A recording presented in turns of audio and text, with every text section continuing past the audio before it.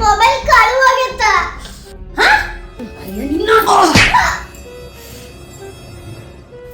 Police complaint ಕೊಟ್ಟು ಬಂದ್ಯಾ? ಹೋಗಿದ್ದೆ, ಹೊರಗೆ ಬರತ್ತಿಗೆ ಸೈಕಲ್ ಕಳುವಾಗೈತಿ. ಅಯ್ಯ ನೀನು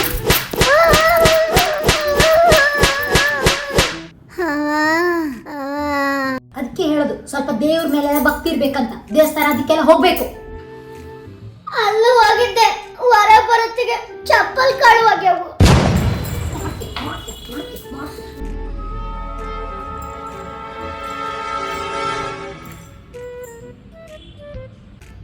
ಅಮ್ಮ, ಸ್ವರ್ಗಕ್ಕೆ ಹೋಗ್ತಿದ್ದೀನಿ, ಅಲ್ಲೇನು ಕಳು ಮಾಡಲ್ಲಮ್ಮ.